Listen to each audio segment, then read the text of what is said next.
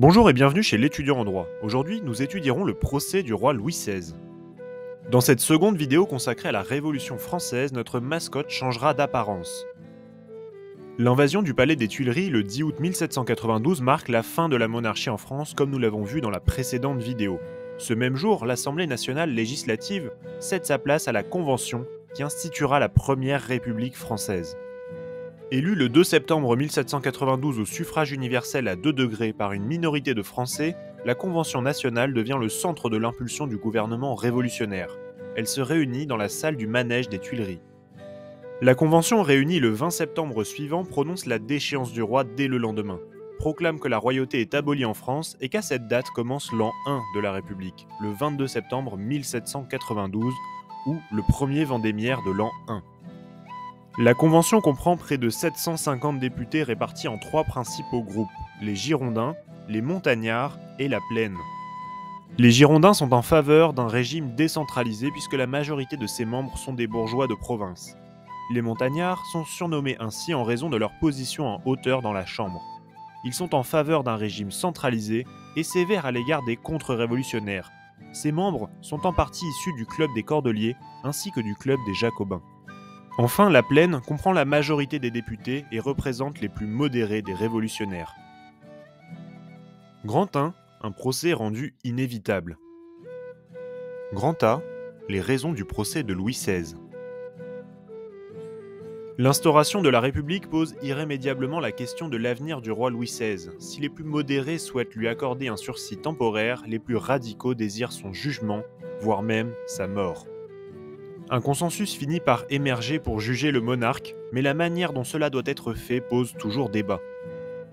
Le 20 novembre 1792, la découverte de l'armoire de fer au palais des Tuileries, contenant les correspondances du roi avec certains révolutionnaires comme Mirabeau, déjà décédé et dont le corps fut retiré du Panthéon en raison de sa trahison envers la Révolution, finit par faire émerger un consensus pour juger le monarque.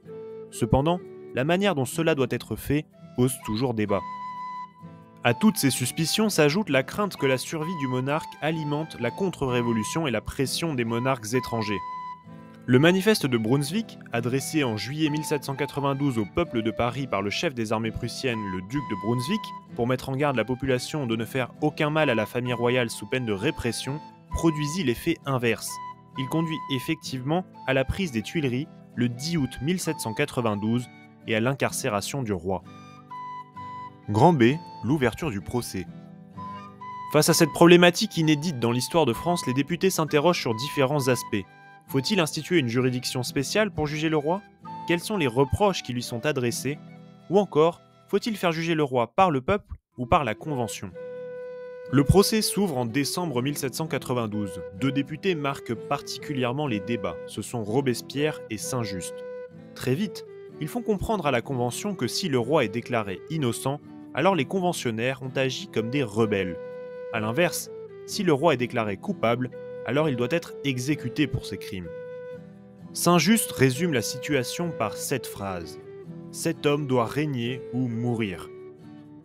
Grand 2, le déroulement du procès. Le 10 décembre 1792, le rapport sur les crimes imputés à Louis Capet contient 33 chefs d'accusation à son égard. Parmi ceux-ci, il y a notamment, en 4e point, avoir refusé de contresigner l'abolition des privilèges votée le 4 août 1789 et la Déclaration des droits de l'homme et du citoyen votée le 26 août 1789. En 5e point, avoir tenté de corrompre certains députés de l'Assemblée constituante, notamment Mirabeau, suite à la découverte de l'armoire de fer. En 7, avoir fui à Varennes le 21 juin 1791 et avoir ordonné le massacre du peuple, demandant la fin de la monarchie, réunie au Champ de Mars le 17 juillet 1791. En 18, avoir tenu un double jeu diplomatique envers les puissances européennes et avoir formé des alliances secrètes avec elles. Et enfin, en 25e point, avoir usé du veto royal contre le décret visant les prêtres réfractaires. Grand A, la défense de Louis XVI. Pour faire face à ces accusations, Louis XVI s'entoure d'un conseil de défense que lui accordent les députés le 12 décembre 1792. Dans ce conseil figurent 3 illustres juristes que sont François-Denis Tronchet, ancien bâtonnier de l'Ordre des avocats, Chrétien-Guillaume de Lamoignon de Malesherbes, ancien ministre, et Raymond de Sèze, ancien magistrat et avocat. Raymond de XVI regroupa l'ensemble des chefs d'accusation en 3 groupes différents et les présenta à la Convention le 26 décembre 1792.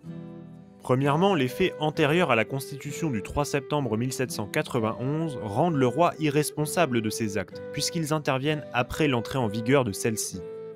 Deuxièmement, les faits postérieurs ne mettant pas seulement en cause Louis XVI doivent faire rendre compte de la responsabilité de ses ministres qui ont pu intervenir dans telle ou telle décision. Et enfin, troisièmement, les faits postérieurs uniquement imputables au roi ne sont pas suffisamment prouvés, permettant de plaider non coupable.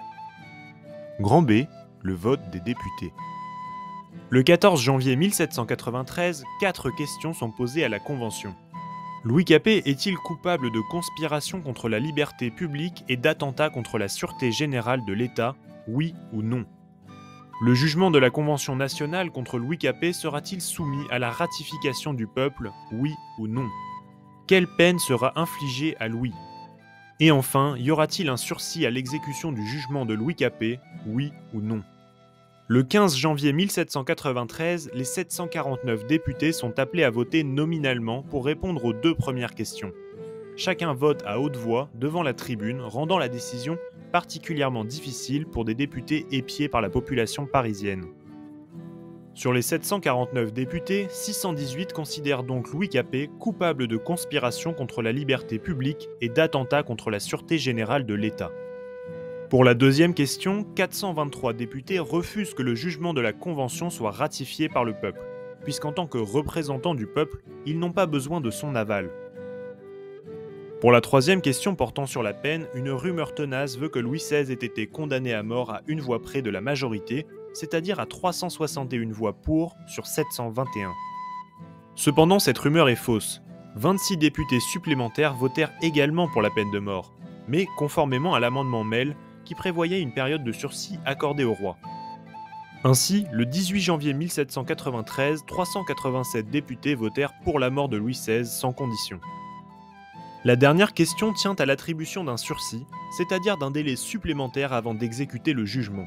Le 19 janvier 1793, à 2 h du matin, les députés le rejettent à 370 voix contre 310. Louis XVI est donc condamné à mort sans condition et sans sursis. Conclusion. Le 20 janvier 1793, le verdict est notifié à Louis XVI qui apprend sa condamnation à mort et sa mise à exécution dans les 24 heures. Il rédige dès lors une lettre à la Convention nationale en demandant un délai de 3 jours, une baisse de sa surveillance ainsi qu'à voir sa famille une dernière fois dans l'intimité. Toutes ces demandes lui sont accordées, sauf le délai de 3 jours qui lui est refusé. Le 21 janvier 1793, à 10h22, place de la Concorde, anciennement baptisée place de la Révolution, le roi Louis XVI est exécuté.